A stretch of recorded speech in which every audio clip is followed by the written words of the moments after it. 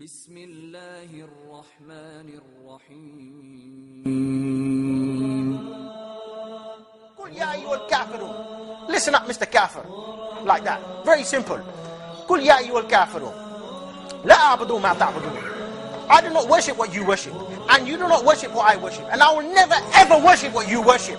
لكم دينكم ولي دين. And you to your deen and me to my deen.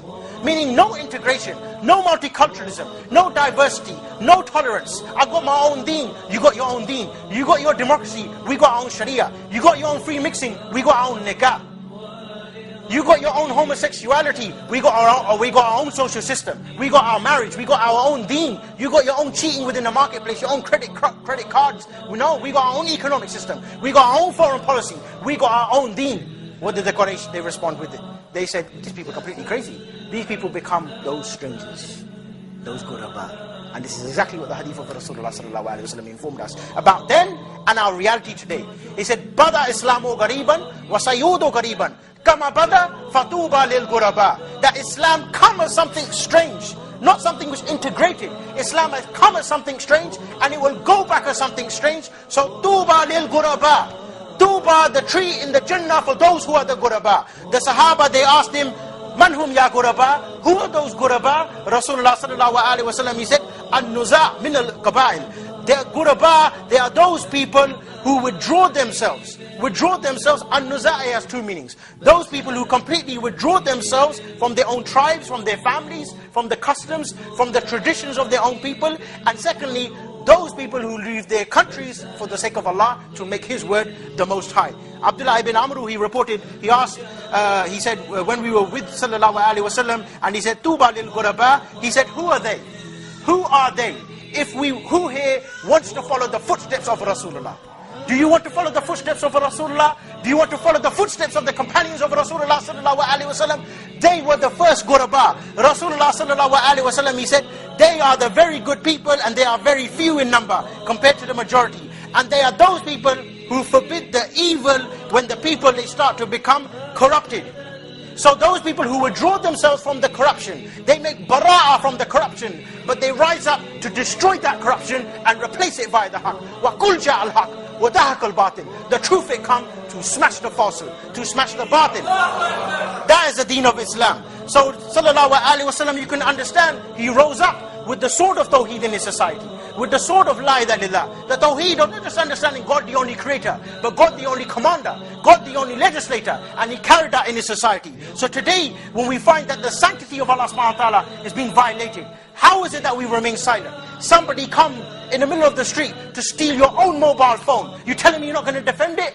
You tell him you're not going to defend it? Somebody scratch up your nice £20,000 BMW. You would remain silent? You will never remain silent. So how is it today when somebody, he violates the sanctity of Allah subhanahu wa ta'ala, and we remain silent? We can never remain silent. We are not from the ummah of Gordon Brown. We are not from the ummah of Tony Blair. We are from the ummah of Osama bin Zayd. We are from the ummah of Khalid bin Walid. We are from the ummah of Umar al-Faruq. They are our example. They are our example. When they rose up in their society, what did they do? They did not integrate. They did not isolate. They worked to destroy the God of man and replace it with the God of Allah, the law of Allah subhanahu wa ta'ala, the Sharia above their noses. So we need to understand, today in our reality, we are not people who are in need of democracy. Let their democracy, their freedom, their secularism, let it go to hell. It's a false God, it's a false idol for us. We never worship it. We never submit to it. We never obey it. Rather, we understand that we're not people who just want to go around and humiliating the kafir. I'm not trying to propagate that to you. But I'm trying to make you understand that you are not in need of the kafir. The kafir, he's in need of you. The kafir is in need for you to give him the message. This is the responsibility, the amana that you've been given as a responsibility. The deen is an amana, a responsibility for you to convey that message. The ayah said in the Quran, we made you as ummatul wasata. Not just middle nation, but as the leading nation, to be witnesses over al-nas, over the whole of mankind. Yeah? And that is a description of those ghuraba, that they carry that message. Those ghuraba, those strangers, if they are the strangers, if they withdraw themselves, and they command the good and they forbid the evil, and they order the maruf, which is absent today, the tawheed. The presence of the munkar necessitates that you must order the maruf. The maruf is the tawheed, which is absent as a law and order today. Which is why we have so many problems today. Our lands are being occupied. Our sisters are being raped inside Abu Ghraib prison. Did you know that? My sister is being raped. Your sister is being raped. Our brothers are sitting inside Guantanamo Bay. We sit here and we discuss, what are we going to have for iftar? He's going to have chicken, he's going to have lamb, how many dates? 1 or 2. We're fighting and debating and discussing over 8 rak'ah or 20 rak'ah tarawih. What would Rasulullah sallallahu alaihi wasallam do in our reality?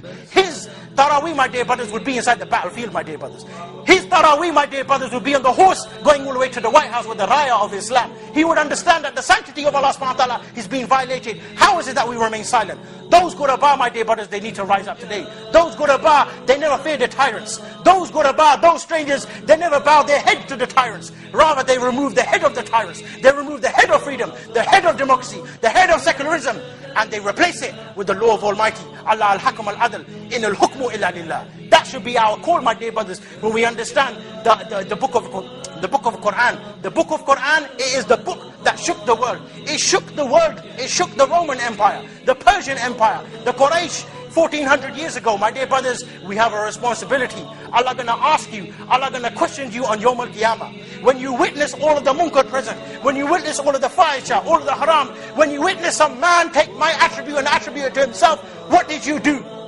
What did you do? On Yawm al-Qiyamah, our hands, they will speak out against us. Our ears, they will speak out against us as well. Yes, our ears as well. Our ears, that you heard that this man, he was taking my attribute.